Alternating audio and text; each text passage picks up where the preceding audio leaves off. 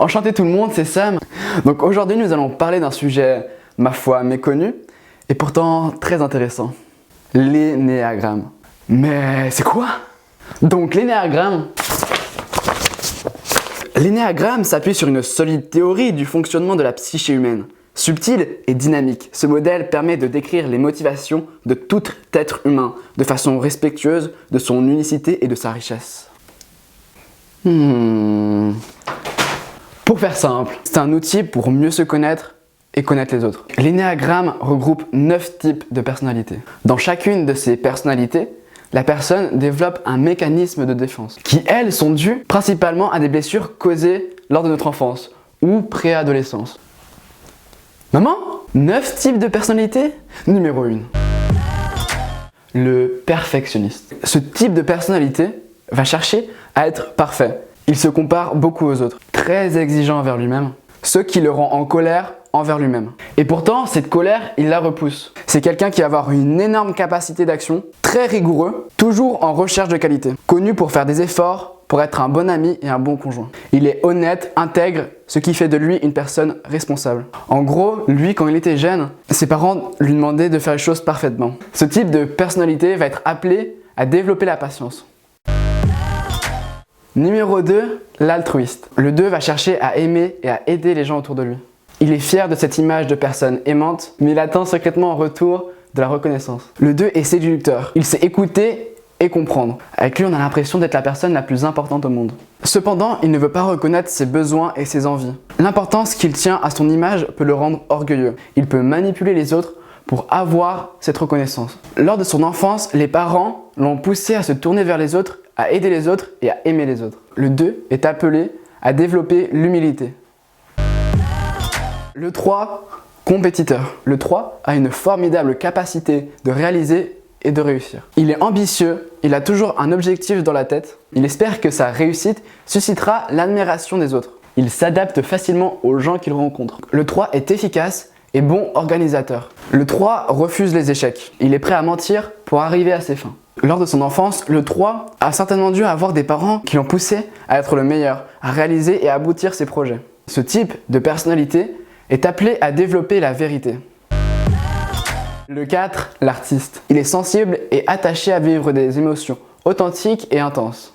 L'artiste est à la recherche du beau. Il a une volonté, pas toujours consciente, d'être différent. Le 4 est perçu comme une personne ayant du charme. C'est un bon confident, il a une grande imagination.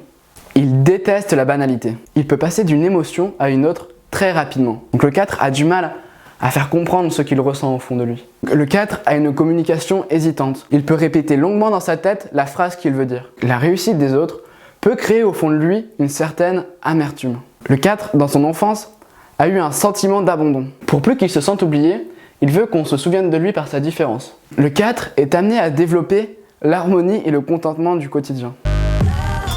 Le 5, l'observateur. Le 5, pour comprendre le monde qui l'entoure, il a soif de connaissance, il est à la recherche de la connaissance et de la précision. Donc le 5 a une très bonne capacité d'analyse. Il réfléchit longuement avant de faire quoi que ce soit. Il cherche à avoir le plus d'informations possible et à l'inverse, d'en donner le moins possible. Il déteste avoir le sentiment de vide intérieur. Cela peut le rendre avare. Avare d'informations, de soi et de son temps. Le 5 dans sa jeunesse a dû avoir ce sentiment d'intrusion. Quelqu'un de son entourage a dû être intrusif dans sa vie personnelle. Le 5 est appelé au désintéressement et de diffuser et d'utiliser ses connaissances. Le 6, le loyal. Le 6 est une personne très loyale. Il aime être intégré dans un cadre stable et structuré. Le 6 est très complexe. Le 6 a une relation particulière avec l'autorité. Soit il s'y soumet, soit il s'y oppose. Il se veut du côté des faibles et des opprimés. Il déteste l'injustice. Le 6 est craintif. Il doute beaucoup de lui et a très peu confiance en lui. Il se pose beaucoup de questions et se remet souvent en question. Le 6, dans sa jeunesse, a souffert d'un comportement irrationnel d'un adulte. C'est-à-dire un comportement qu'il n'a pas jugé bon et qui l'a profondément choqué. Le 6 est appelé à développer le courage, à surmonter ses peurs. Le 7, le jouisseur. Il est à la poursuite de la joie et de l'optimisme. Il cherche à plaire par la gaieté, l'humour ou ses plans plaisants. Le 7 veut éviter la souffrance. Il peut avoir du mal à s'impliquer dans une relation intime. Il a du mal à prendre des décisions. Le 7, lui dans sa jeunesse, a dû avoir une souffrance physique ou morale.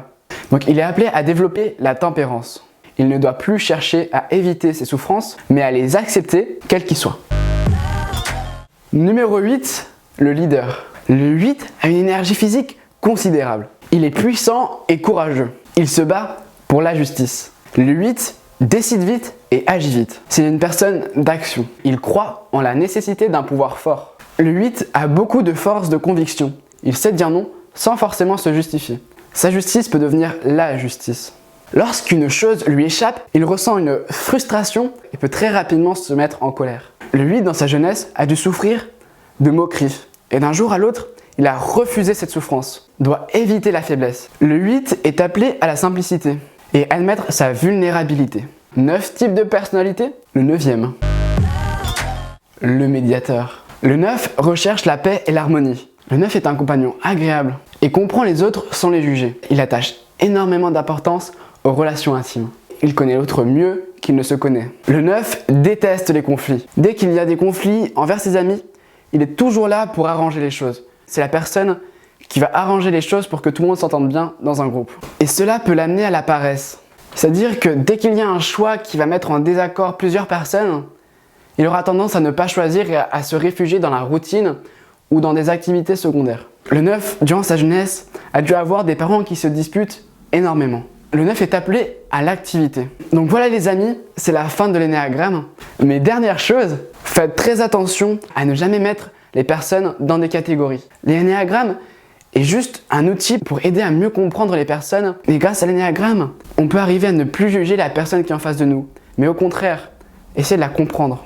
Évidemment, vous avez dû avoir cette impression d'être dans plusieurs personnalités.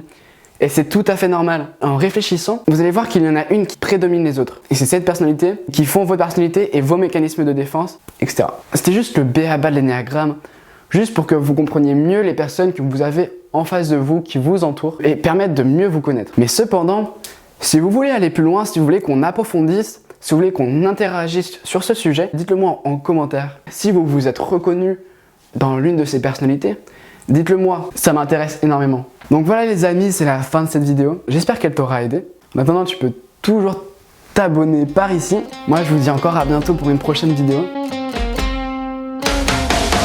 Au plaisir.